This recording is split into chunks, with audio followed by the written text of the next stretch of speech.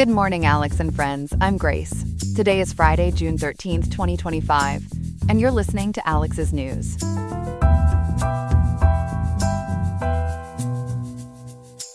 The weather in Riverside today will see a high of 85.0 degrees and a low of 62.3 degrees, making for a pleasant day to be outdoors. Coming up, we'll delve into what prompted Israel's unprecedented strikes on Iran, a significant development with wide-ranging implications. Then, we'll explore the reasons behind California's investigation into State Farm regarding wildfire claims, and what this situation means for policyholders in the state. All this and more coming up on Alex's News. Stay tuned.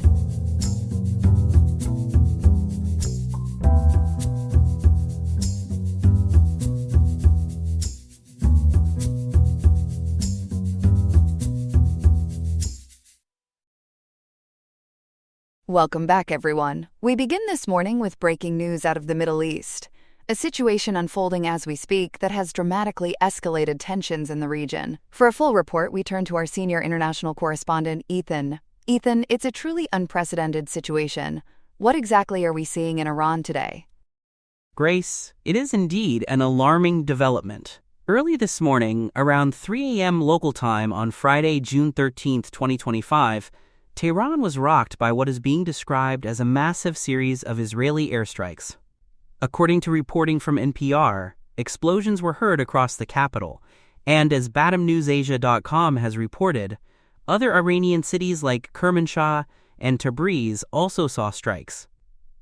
This coordinated assault, dubbed Operation Rising Lion by Israel, targeted crucial nuclear facilities, military installations, and even high-ranking Iranian officials.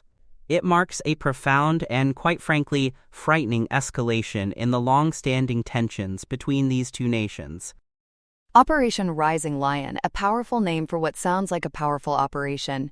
Ethan, how extensive was this attack? Was it solely an aerial bombardment, or did it involve other methods of engagement? Grace, this was far more than just aerial strikes.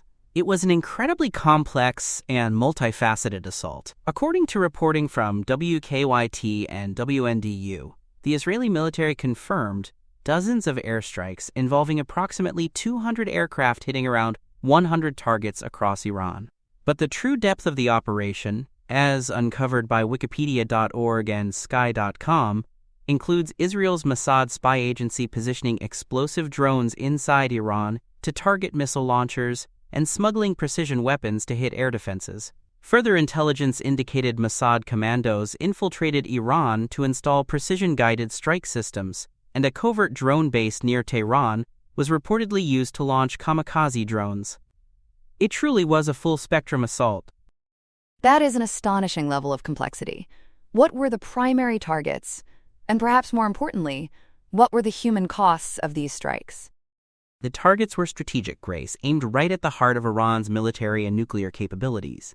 According to WKYT and WNDU, Iran's main nuclear enrichment facility at Natanz was struck, with black smoke observed billowing over it. The International Atomic Energy Agency, or IAEA, later confirmed the Natanz facility was hit and stated it was closely monitoring radiation levels. Other key targets included dozens of radar installations and surface-to-air missile launchers in western Iran, as well as the Revolutionary Guard's headquarters in Tehran, as reported by NPR. Tragically, these strikes resulted in significant casualties among Iran's top military leadership. NPR confirmed the deaths of two very high-ranking officials, Brigadier General Mohammad Bagheri, Commander-in-Chief of Iran's military, and Commander Hossein Salami, the powerful leader of the Revolutionary Guards. That's a considerable blow to Iran's military command structure. Ethan, Prime Minister Benjamin Netanyahu has called this a preemptive strike against an imminent threat. However, we've also seen divergent intelligence assessments from the U.S. and the IAEA. Can you clarify this discrepancy for us? It's a critical point of contention, Grace. Prime Minister Netanyahu stated this operation was aimed at neutralizing Iran's nuclear capabilities, which he characterized as an imminent threat to Israel's survival. He even declared, as NPR has reported, that the operation, quote, struck at the heart of Iran nuclear enrichment program and would continue for as many days as it takes. However, This stands in stark contrast to multiple U.S. intelligence agencies and the IAEA. The U.S. intelligence community's 2025 annual threat assessment, referenced by IndiaTimes.com and CBS News, maintains that Iran is not building a nuclear weapon. They view Iran as a, quote, threshold nuclear state, meaning it has the capability, but hasn't made the political decision to restart a full-fledged weapons program. Similarly, IAEA reports in early June 2025, while expressing serious concern over Iran's expanding stockpile and reduced cooperation, did not conclude that Iran was actively pursuing nuclear weapons. Despite this, Israeli officials, including Brigadier General Efi Defrin, claimed to possess unequivocal proof that Iran was approaching a, quote, point of no return. So essentially, different intelligence agencies are reading from entirely different playbooks. Given this profound escalation, how has Iran responded? And what are the immediate repercussions we are seeing across the region and on the global stage? Iran's response was swift and fiery, Grace. According to NPR, Iranian Armed Forces spokesperson Brigadier General Abul Fazl Shikarchi stated that Israel and the U.S. would pay a heavy price, and Supreme Leader Ayatollah Ali Khamenei warned of severe punishment. Immediately following the strikes, Iran launched a swarm of over 100 drones towards Israel, flying over Iraqi and Jordanian airspace, as reported by WKYT. Israel, for its part, reported these drones were being intercepted outside its airspace. On the ground, all flights at Tehran's main airport were suspended.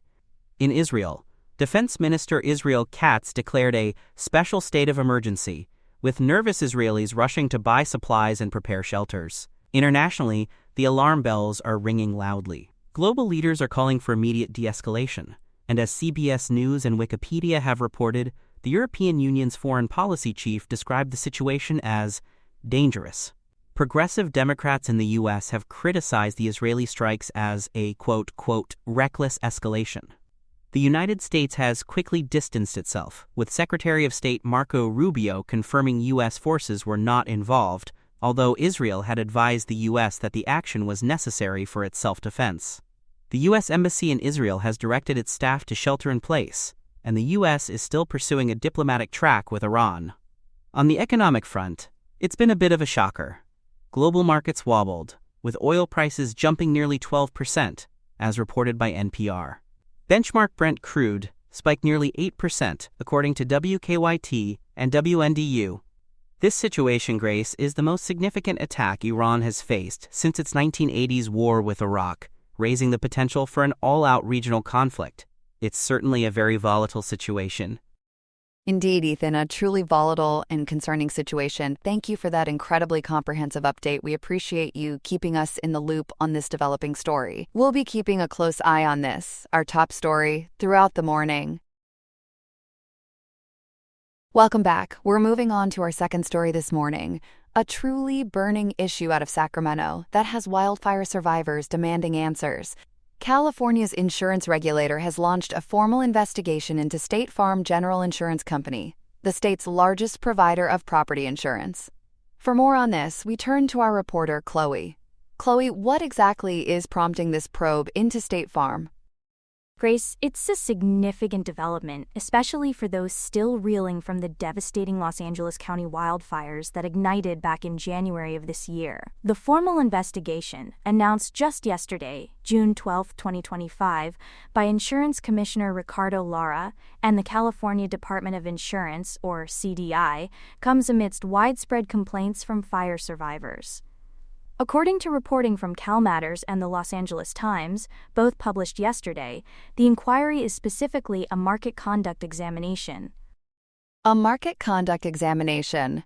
Can you elaborate on what that entails, Chloe? What does it mean for State Farm and for policyholders? Absolutely, Grace. A market conduct examination is essentially a comprehensive audit by the Department of Insurance. It will assess State Farm's compliance with California's very stringent consumer protection and claims handling laws. Commissioner Lara, as detailed in a June 12, 2025 press release from the California Department of Insurance, really stressed that no one should be left in uncertainty or forced to fight for what they are owed. He noted that national claims handling standards can be quite vague and inconsistently applied, especially during large-scale, climate-driven disasters like the ones we saw in January. It's a deep dive into how they've handled these claims. So this isn't just a casual look. It's a formal investigation triggered by what sounds like serious issues. What specific complaints are fanning the flames of this inquiry?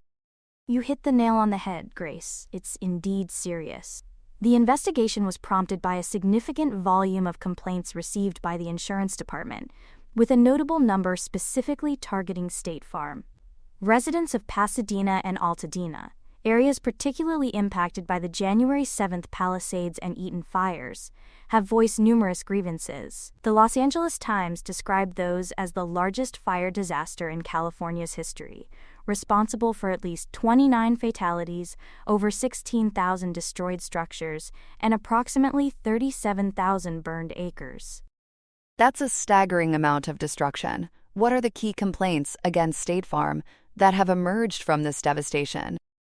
The complaints, as detailed across CalMatters, the Los Angeles Times, and the CDI press release, paint a concerning picture. Policyholders allege significant delays in payments and delayed or denied claims, which have left wildfire victims in perilous financial positions. Another major issue is the frequent reassignment of multiple claims adjusters to a single claim, leading to a frustrating lack of communication continuity. Altadena resident Andrew Wessels, for example, highlighted his family's struggle to CalMatters, having lived in 7 different places since the Eaton fire and being assigned a 4th claims adjuster just last week, all while waiting on at least $25,000 in reimbursements. That sounds incredibly disruptive and distressing for families already dealing with so much. Are there other types of claims that are proving difficult for policyholders? Yes, Grace, there is. Many policyholders have had to fight to be reimbursed for smoke damage, with allegations that the insurer has been, quote, stingy, end quote, with payouts for this specific type of damage. The CDI press release actually highlighted smoke damage claims as an area of growing concern due to a lack of consistency. This very issue led Commissioner Lara to previously create a smoke claims and remediation task force to develop fair, science-based, and consistent standards for smoke remediation. Other complaints include inconsistent management of similar claims, poor record keeping, inadequate information sharing among claims teams, and general allegations of what the Los Angeles Times termed, quote, fumbling, end quote, claims handling. It sounds like a lot of frustration for policyholders. How long is this examination expected to take, and what is State Farm's stance on it? According to CalMatters, the investigation is expected to take several months. The CDI considers its timing strategic, as insurers are currently making payment decisions, allowing the department to evaluate adjuster practices across a wide range of claims. State Farm spokesperson Sivag Sarkeesian confirmed the company's cooperation with the investigation to CalMatters, stating that a fair review would find many customers satisfied. He mentioned the company has received over 12,800 claims related to the January 7th fires and, as of this week, has already paid out over $3.96 billion to its California customers. The Los Angeles Times further noted that State Farm estimates the total cost at $7.6 billion, reduced to $612 million after reinsurance. That's a substantial payout, but the complaints clearly outweigh the satisfaction in many cases. What's the broader context for this investigation, especially given the current climate for insurance companies in California? This investigation unfolds amidst heightened anger over State Farm's financial dealings in California, Grace. The company recently secured a 17% emergency rate hike for its California customers, which was granted in May of this year and took effect on June 1, 2025. Furthermore, State Farm is actively seeking an additional 30% rate increase, which is slated for consideration in October 2025. That's roughly 4 months from now, or about 129 days.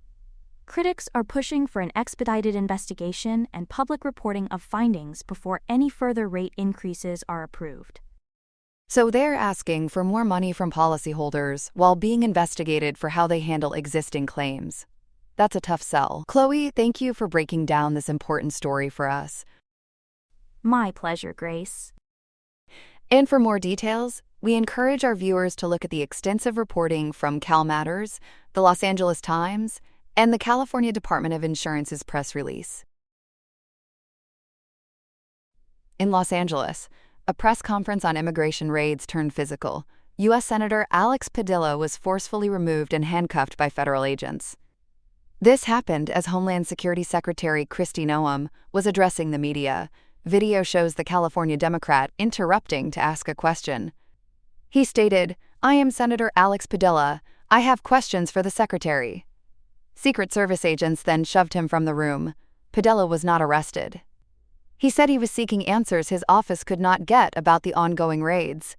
DHS called the incident disrespectful political theater, but the removal drew swift, bipartisan condemnation.